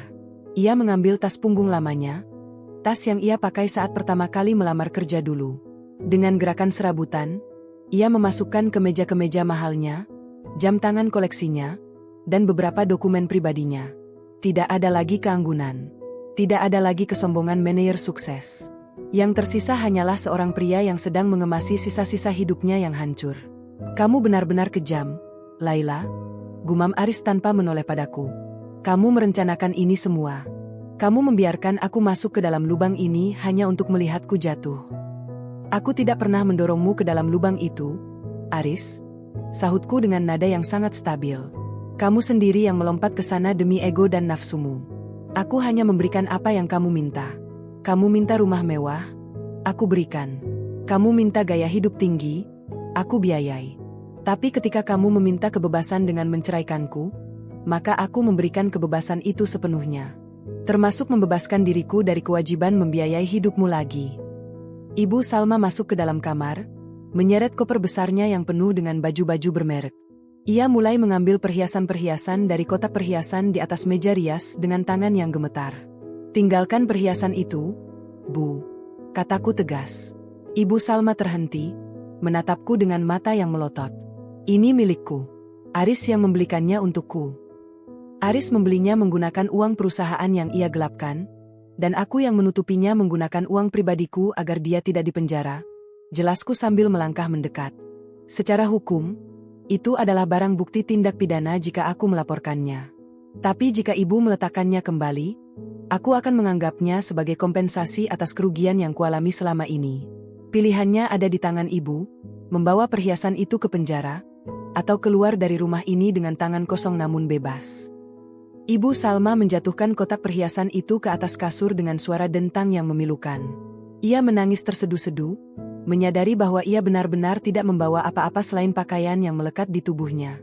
Keserakahannya selama ini telah merampas segalanya darinya di hari yang seharusnya suci ini. Aris menutup resleting tas punggungnya dengan sekali tarikan kuat. Ia menatap ke sekeliling kamar untuk terakhir kalinya. Kamar yang dingin, semewah apapun perabotannya, kini terasa seperti sel penjara baginya. Ia berjalan melewatiku tanpa sepatah kata pun, diikuti oleh ibunya yang masih terisak-isak. Kami kembali ke ruang tamu. Di sana, piring-piring kotor bekas tamu tadi masih berserakan. Aku sengaja tidak membersihkannya. Aku ingin mereka melihat sisa-sisa kerakusan mereka sebelum mereka melangkah keluar. Satu hal lagi, Aris, kataku sesaat sebelum ia mencapai pintu depan. Aris berhenti, bahunya merosot rendah. Ia tidak berani menoleh. Mobil yang dibawa Siska tadi, mesinnya sudah mati di depan pos satpam. Polisi sudah mengamankannya. Jika kamu punya sedikit harga diri yang tersisa, jangan pernah mencoba menghubungiku lagi untuk meminta bantuan hukum baginya atau bagimu sendiri. Hubungan kita sudah selesai sejak amplop coklat itu menyentuh meja makan. Aris hanya mengangguk pelan, hampir tidak terlihat. Ia melangkah keluar ke teras rumah, tempat di mana sinar matahari sore mulai meredup, berganti dengan cahaya senja yang berwarna jingga kemerahan. Ibu Salma mengikuti di belakangnya, menyeret koper dengan langkah yang sangat berat. Aku berdiri di ambang pintu, menyaksikan mereka berjalan menyusuri jalanan kompleks yang sepi. Tidak ada mobil mewah yang menjemput. Tidak ada sorak-sorai kemenangan. Hanya ada suara gesekan roda koper di atas aspal dan bayangan dua orang yang kehilangan arah di hari kemenangan orang lain. Aku menarik napas panjang, membiarkan udara sore yang sejuk masuk ke dalam paru-paruku. Rasanya begitu melegakan. Seolah-olah beban ribuan ton yang selama ini menghimpit dadaku tiba-tiba terangkat. Aku menutup pintu jati besar itu, memutar kuncinya 2 kali, dan menyandarkan punggungku di sana. Di dalam rumah yang luas ini, kini hanya ada aku. Tidak ada lagi cacian. Tidak ada lagi perintah kasar. Tidak ada lagi tuntutan yang tidak masuk akal. Aku berjalan menuju meja makan, mengambil selembar tisu untuk menyeka noda minyak yang tertinggal di sana. Aku duduk di kursi jati yang tadi dilarang Aris untuk kududuki. Aku menatap ruang tamu yang megah ini. Ini adalah istanaku. Istana yang dibangun dari setiap kata yang kutulis dengan penuh peluh di tengah malam. Istana yang selama ini kusembunyikan di bawah penyamaran sebagai istri yang tunduk. Aku merogoh saku blazerku, mengeluarkan ponsel pribadiku. Ada sebuah pesan masuk dari agen literasiku di London. Selamat, Laila. Novel terbarumu menduduki peringkat pertama di daftar buku terlaris minggu ini. Kami sedang menyiapkan tur promosi untukmu bulan depan. Aku tersenyum tipis. Bulan depan, aku akan pergi jauh dari kota ini, jauh dari kenangan pahit tentang Aris dan ibunya. Aku akan menunjukkan pada dunia siapa sebenarnya Laila Rahmawati. Namun, sebelum itu, aku ingin merayakan lebaran ini dengan caraku sendiri. Aku berjalan menuju dapur, menyalakan kompor, dan memanaskan sisa opor ayam yang kumasak tadi malam. Aku mengambil piring keramik terbaik, meletakkan sepotong ketupat, dan menyiramnya dengan kuah yang gurih. Aku membawa piring itu ke meja makan mewah di ruang tengah. Aku duduk di sana, menyuap makanan itu dengan perlahan. Rasanya jauh lebih nikmat daripada sebelumnya. Ini bukan sekadar makanan, ini adalah simbol kemerdekaanku. Di luar, suara takbir kembali terdengar dari masjid terdekat, mengagungkan kebesaran Tuhan. Aku menundukkan kepala sejenak, mengucap syukur atas kekuatan yang diberikannya padaku untuk tetap tegak berdiri. Tiba-tiba, ponselku bergetar lagi. Sebuah nomor yang tidak kukenal muncul di layar. Aku mengangkatnya dengan rasa penasaran. Halo? Apakah ini dengan Nyonya Laila? Suara seorang pria terdengar di ujung sana, terdengar sangat formal dan mendesak. Iya, saya sendiri. Ada apa ya? Kami dari pihak kepolisian sektor kota. Kami ingin mengonfirmasi terkait kendaraan bermotor atas nama perusahaan Anda yang baru saja kami amankan. Pengemudinya, seorang wanita bernama Siska, sedang kami tahan atas dugaan pencurian. Namun, ada hal lain yang perlu Anda ketahui mengenai kondisi Tuan Aris yang baru saja meninggalkan lokasi tersebut. Aku terdiam sejenak. Jantungku berdegup sedikit lebih kencang. Apakah ini akhir yang sebenarnya? Ataukah ini awal dari babak baru yang lebih mengejutkan? Suara petugas polisi di seberang telepon itu terdengar datar. Namun setiap katanya menghantam kesadaranku seperti martil. Nyonya Laila, kami baru saja mengamankan saudari Siska di gerbang utama perumahan. Namun, saat pemeriksaan berlangsung, Tuan Aris yang baru saja keluar dari rumah Anda mencoba merebut kembali kunci mobil tersebut. Terjadi keributan kecil, dan Tuan Aris jatuh pingsan di jalanan. Sepertinya beliau mengalami syok berat. Aku terdiam sejenak, menatap piring opor di depanku yang uapnya masih mengepul tipis. Syok berat. Tentu saja.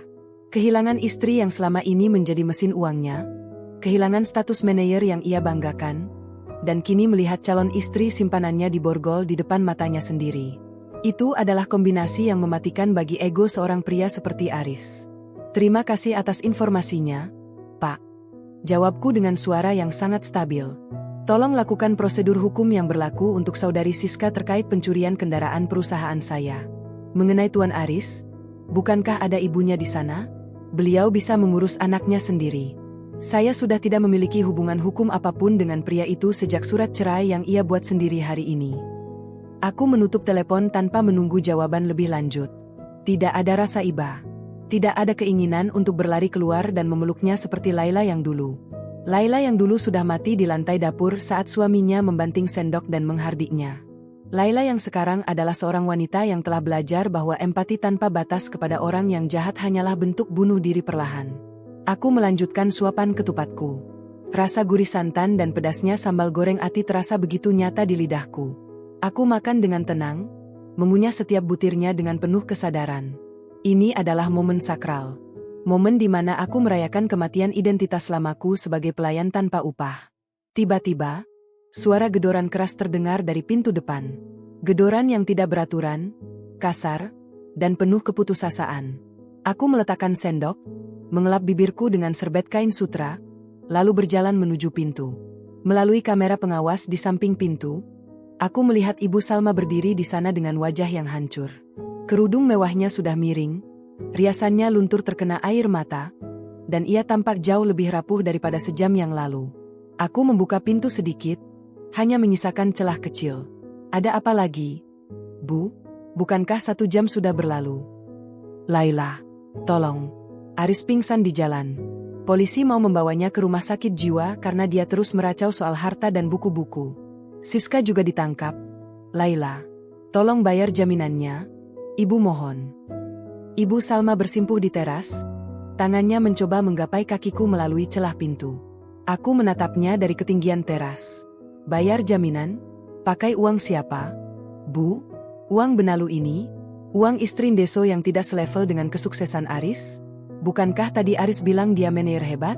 Suruh dia membayar jaminannya sendiri dengan prestasinya. Laila, jangan kejam begitu. Ini hari lebaran. Mana maafmu? Raung Ibu Salma. Suaranya menarik perhatian beberapa tetangga yang mulai keluar rumah karena penasaran. Maafku sudah kuberikan saat aku tidak melaporkan Aris ke polisi atas pencurian KTP dan pemalsuan tanda tanganku untuk cicilan mobil itu. Bu, kataku dengan penegasan di setiap kata. Itu adalah maaf terbesar yang bisa kuberikan. Sekarang, silakan bawa anak ibu pergi. Perumahan ini memiliki aturan ketat soal ketenangan. Jika ibu terus berteriak, petugas keamanan akan menyeret ibu keluar dari kompleks ini secara paksa. Aku menutup pintu dengan bantingan yang mantap. Klik. Suara kunci berputar menjadi titik final bagi drama ini. Aku tidak peduli lagi dengan apa yang terjadi di luar sana. Mau Aris gila, mau Siska di penjara, atau mau Ibu Salma mengemis di pinggir jalan, itu bukan lagi urusanku. Mereka adalah arsitek dari kehancuran mereka sendiri. Aku berjalan menuju ruang kerja rahasiaku, sebuah ruangan di lantai 2 yang selalu kukunci rapat dan kukatakan pada Aris sebagai gudang buku tua. Aku menyalakan lampu, mengungkapkan sebuah ruangan yang sangat modern dengan 3 layar monitor besar, rak-rak buku yang penuh dengan edisi kolektor novel-novelku dalam berbagai bahasa, dan sebuah brankas kecil di sudut ruangan. Aku duduk di kursi kerjaku yang empuk. Aku menyalakan komputer. Layar menyala, menampilkan ribuan surat elektronik dari penggemar, editor, dan agen film. Aku membuka satu dokumen draft novel terbaruku yang sempat tertunda karena aku harus memasak rendang untuk pria yang akhirnya menceraikanku. Aku mulai mengetik. Jemariku menari di atas papan ketik dengan kecepatan yang luar biasa. Kalimat demi kalimat mengalir seperti air bah yang menjebol bendungan. Aku menuliskan semua rasa sakit, semua penghinaan, dan semua kemenangan ini ke dalam kata-kata. Inilah kekuatanku. Inilah senjataku. Tehar terakhir di istana penulis. Bisikku pelan, menyebutkan judul yang baru saja terlintas di kepala. Tanpa kusadari, malam sudah merayap naik. Suara takbir di masjid mulai berganti dengan keheningan malam yang damai. Aku baru saja menyelesaikan bab pertama dari mahakarya baruku ketika ponselku kembali bergetar. Kali ini sebuah pesan singkat dari bank. Pemberitahuan, transaksi sebesar 500 juta rupiah telah berhasil didebit dari rekening Anda untuk pembayaran tagihan kartu kredit atas nama Aris Widodo. Aku tersenyum dingin. Itu adalah tagihan terakhir yang otomatis terbayar karena sistem yang belum sempat kuhentikan. Tapi jangan salah, aku tidak akan membiarkan uang itu hilang begitu saja. Aku segera menelepon pengacaraku. Halo, Gunawan? Ya, ini Laila. Saya ingin kamu memasukkan poin tambahan dalam gugatan Gonogini dan ganti rugi. Saya baru saja membayarkan utang kartu kredit mantan suami saya sebesar 500 juta. Saya ingin uang itu dikonversi menjadi penyitaan aset apapun yang masih dia miliki, termasuk tanah di desa yang sudah saya beli atas nama yayasan.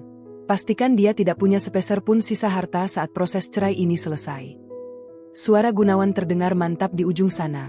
Siap, Mbak Laila. Semuanya sudah saya dokumentasikan.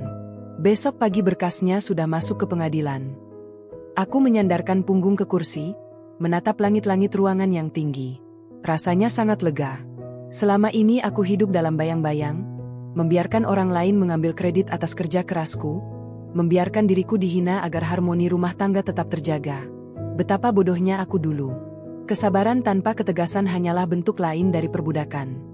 Aku berdiri dan berjalan menuju jendela besar yang menghadap ke arah jalan utama perumahan. Di bawah sinar lampu jalan yang temaram, aku melihat sebuah mobil ambulans pergi menjauh dari area gerbang. Mungkin itu Aris. Mungkin itu akhir dari perjalanannya sebagai pria sombong. Di sisi lain, aku melihat Ibu Salma duduk di bangku taman pinggir jalan, memeluk tas mewahnya yang kini tidak ada harganya, menunggu entah siapa yang akan menjemputnya. Aku menarik tirai jendela itu dengan rapat. Aku tidak butuh melihat pemandangan itu lagi. Aku berbalik menuju meja rias, mengambil sebuah foto pernikahan yang ada di sana, satu-satunya foto yang tersisa. Aku menatap wajah Aris yang tersenyum palsu di foto itu. Dengan gerakan perlahan namun pasti, aku merobek foto itu menjadi serpihan-serpihan kecil dan membuangnya ke tempat sampah.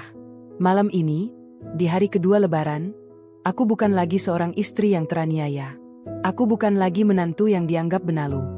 Aku adalah Laila Rahmawati, sang pemilik istana, sang penulis yang merdeka. Dan esok hari, matahari akan terbit untuk menunjukkan dunia yang baru bagiku. Dunia di mana aku tidak perlu lagi meminta izin untuk sekadar duduk di meja makanku sendiri. Aku berjalan menuju ranjang besarku, merebahkan diri di atas spray sutra yang dingin.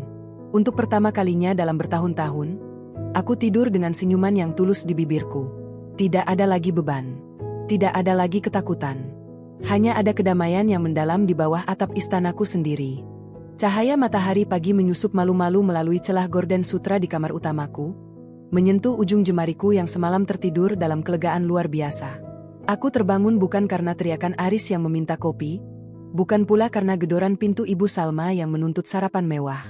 Aku terbangun oleh kicau burung di dahan pohon mangga di halaman depan dan keheningan yang begitu mahal harganya. Ini adalah hari ketiga Lebaran, dan untuk pertama kalinya dalam 5 tahun, aku merasa rumah ini benar-benar bernapas bersamaku. Aku melangkah menuju kamar mandi, membiarkan air hangat mengguyur seluruh penat yang tersisa. Sambil bercermin, kutatap wajah perempuan di depannya. Tidak ada lagi binar ketakutan. Kerutan di dahi yang biasanya muncul karena memikirkan cara menyenangkan hati mertua kini memudar, berganti dengan sorot mata yang tajam dan berwibawa. Aku bukan lagi bayangan di dapur. Aku adalah nakhoda di kapal ini. Setelah berpakaian rapi dengan setelan linen berwarna krem yang elegan, aku menuruni tangga. Ruang makan masih menyisakan sisa-sisa kekacauan semalam. Piring-piring kotor itu masih di sana, saksi bisu kehancuran ego seorang pria. Aku mengeluarkan ponsel dan menghubungi layanan kebersihan profesional. Aku ingin rumah ini disterilkan dari setiap jejak kaki, setiap aroma, dan setiap memori tentang mereka. Halo, saya ingin pembersihan total. Buang semua barang di kamar tamu dan semua pakaian pria yang tertinggal. Jangan sisakan satu helai benang pun. Ucapku datar kepada operator di seberang telepon. Baru saja aku meletakkan ponsel, sebuah panggilan masuk dari nomor kantor pusat penerbitku di New York. Suara Jonathan, editor seniorku, terdengar sangat antusias.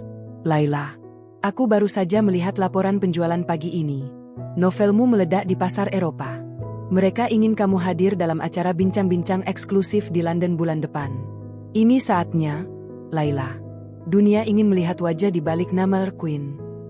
Aku tersenyum tipis, jemariku mengusap pinggiran meja marmer yang dingin. Tentu, Jonathan. Aku siap. Tidak ada lagi rahasia. Siapkan konferensi pers virtual sore ini. Aku akan mengungkap identitas asliku dari sini, dari rumahku. Setelah menutup telepon, aku berjalan menuju teras depan. Di sana, seorang kurir berdiri membawa sebuah surat resmi bertanda tangan pengadilan. Itu adalah salinan berkas cerai yang telah diproses secara kilat oleh tim pengacaraku, mengingat bukti-bukti pengkhianatan dan penipuan finansial yang dilakukan Aris sangatlah telak. Aku menandatanganinya dengan coretan yang mantap. Selamat tinggal, Nyonya Aris.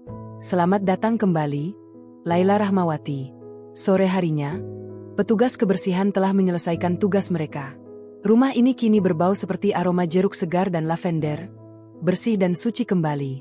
Aku duduk di ruang tengah, di depan kamera laptop yang sudah terhubung dengan ribuan jurnalis dari berbagai belahan dunia. Aku mengenakan kerudung berbahan ceruti yang lembut, tampak bersahaja namun memancarkan kekuatan yang tidak bisa didefinisikan. Selamat sore semuanya, mulaku dengan suara yang tenang namun berwibawa. Selama ini kalian mengenal saya sebagai Elle Queen. Hari ini, di hari raya yang suci ini, saya ingin memperkenalkan diri saya yang sebenarnya. Nama saya Laila Rahmawati. Saya menulis dari sebuah sudut dapur yang sempit, di bawah tekanan dan penghinaan, namun kata-kata itulah yang membebaskan saya. Konferensi pers itu berjalan selama 2 jam. Media sosial meledak. Tagar nama asliku menjadi tren nomor 1 secara global. Orang-orang terinspirasi oleh kisah istri penulis yang tersembunyi. Namun, di tengah gemerlap pengakuan dunia, aku menerima sebuah pesan singkat dari Gunawan, pengacaraku, yang melampirkan sebuah foto. Foto itu menunjukkan Aris dan Ibu Salma yang sedang duduk di emperan sebuah toko kelontong di pinggiran kota. Aris tampak mengenakan kemeja yang sama dengan yang ia pakai saat kuusir, namun kini kemeja itu sudah kusut dan kotor. Ibu Salma memeluk tas mewahnya yang kini kosong, wajahnya tampak linglung. Mereka tidak punya tempat tujuan. Semua teman sosialita Aris menutup pintu rapat-rapat setelah mendengar berita kebangkrutan dan kasus hukum yang menjeratnya. Siska, wanita itu benar-benar mendekam di sel tahanan sementara karena terbukti membawa kabur aset perusahaan tanpa izin. Mbak Laila, Aris mencoba menghubungi kantor saya berkali-kali, tulis Gunawan dalam pesan lanjutannya. Dia memohon untuk bertemu. Katanya ibunya sakit dan mereka tidak punya uang untuk makan. Apa yang harus saya sampaikan? Aku menatap layar ponsel itu lama sekali. Ingatanku kembali pada saat Aris membanting sendok dan menyuruhku makan di lantai dapur. Ingatanku kembali pada tawa Ibu Salma yang mengejekku sebagai benalu. Aku menarik napas panjang dan mengetik balasan dengan jemari yang sama sekali tidak gemetar.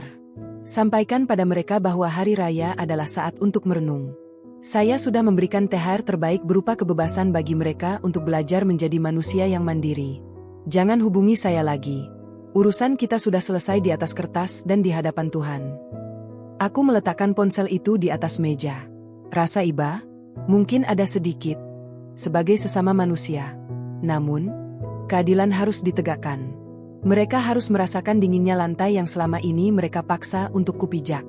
Mereka harus merasakan bagaimana rasanya menjadi tidak berdaya di saat orang lain merayakan kemenangan.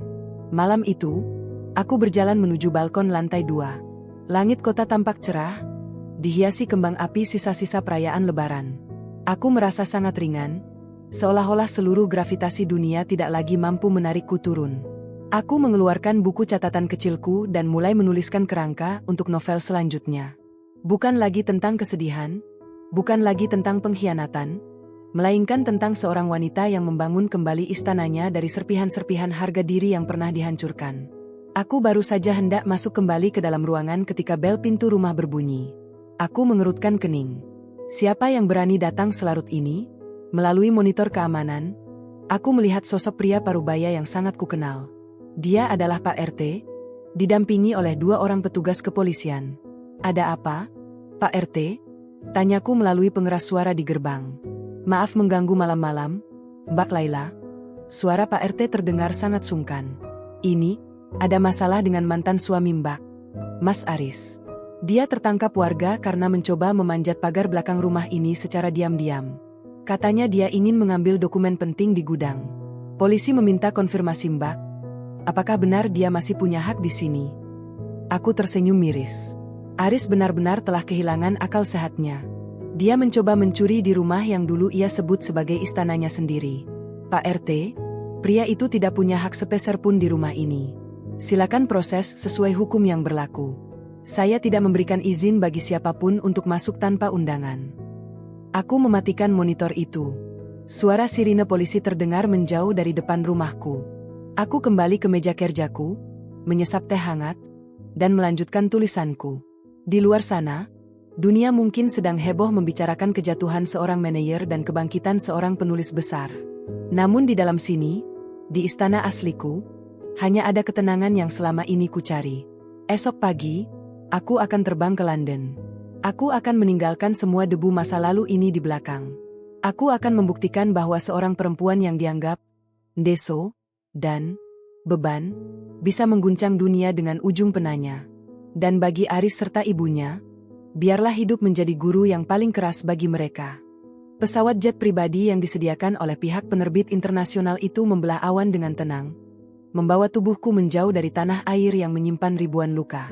Aku duduk di kursi kulit yang empuk, menatap hamparan awan putih di bawah sana yang tampak seperti hamparan kapas suci.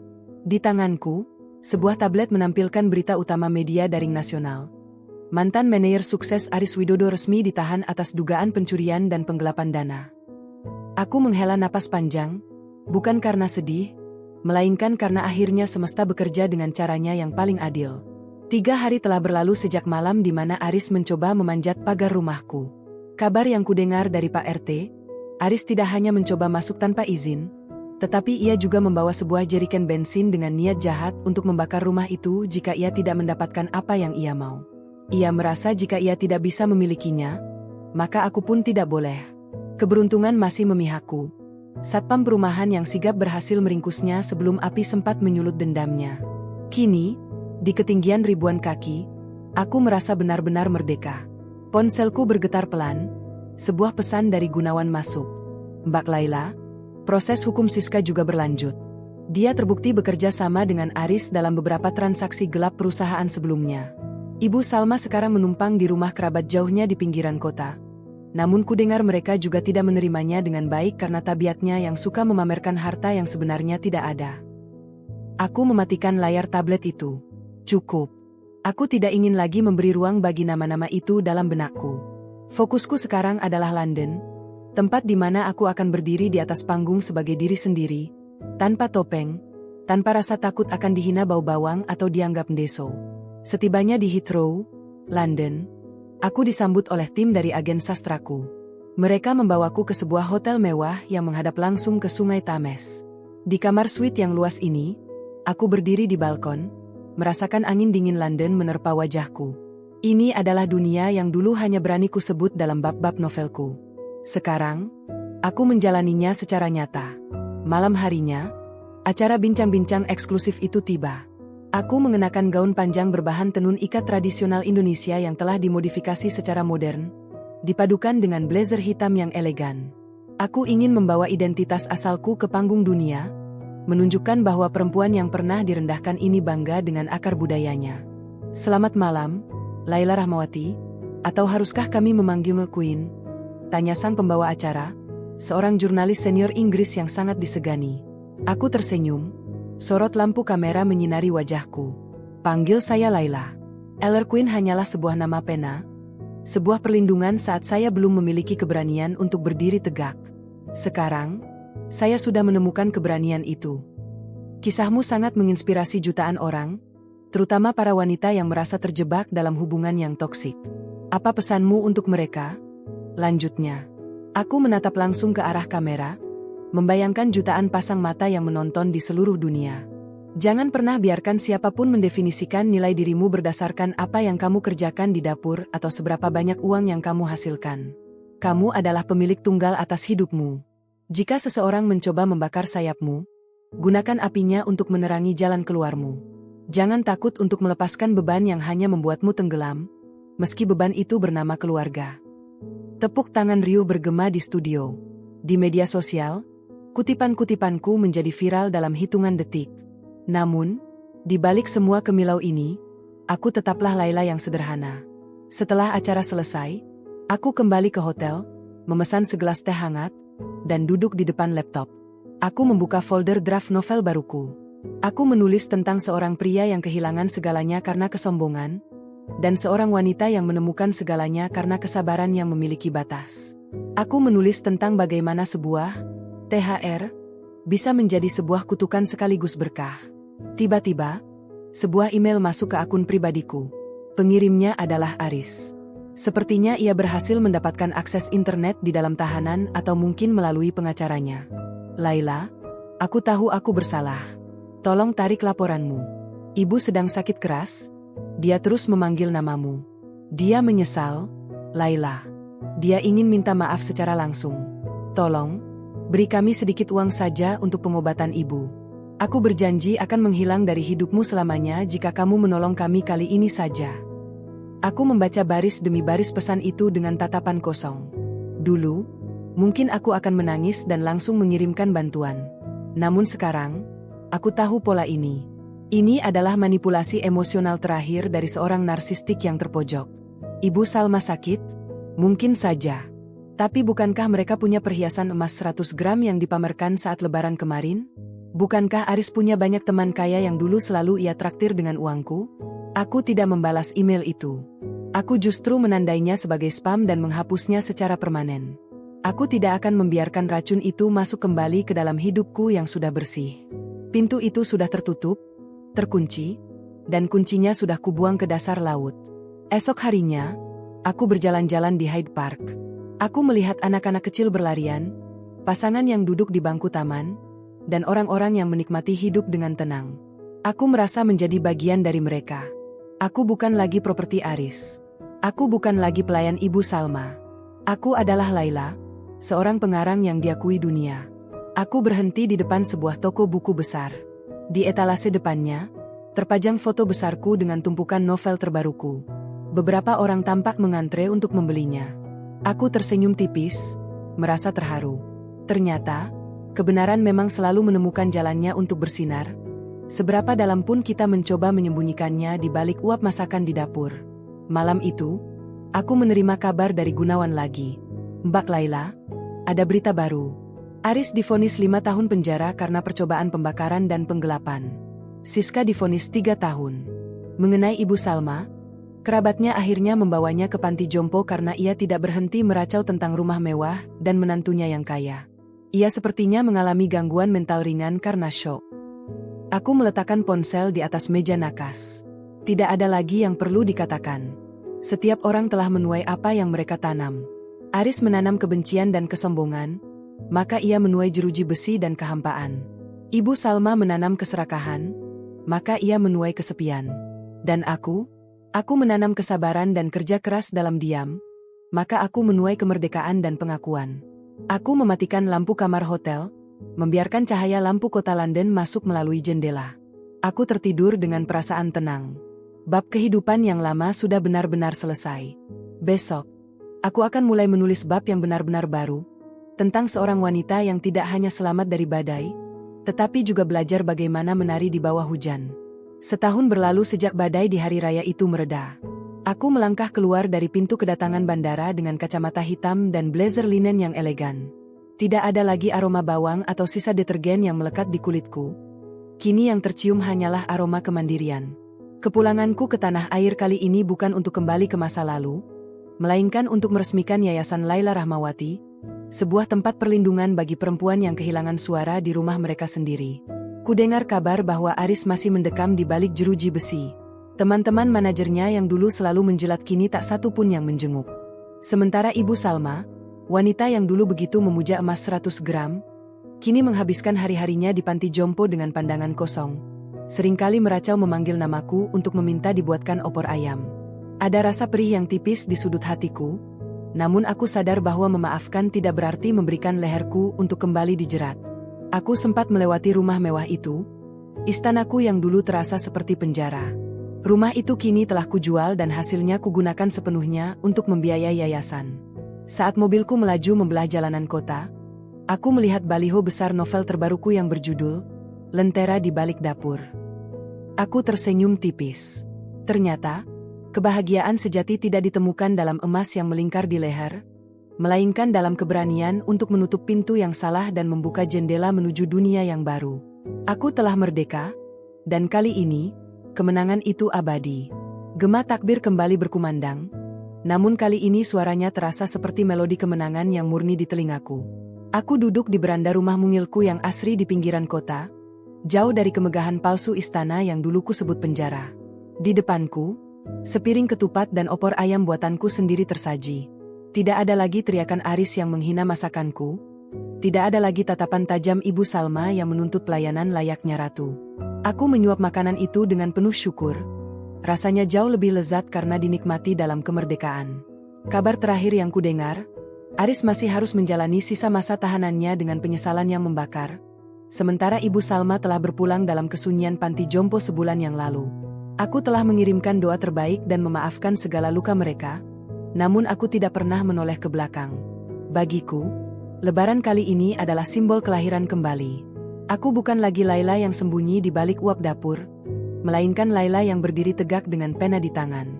Di bawah langit senja yang jingga, aku menutup buku catatanku dan tersenyum. Akhirnya, aku tidak hanya menulis cerita tentang kebahagiaan, tetapi aku benar-benar menjalaninya.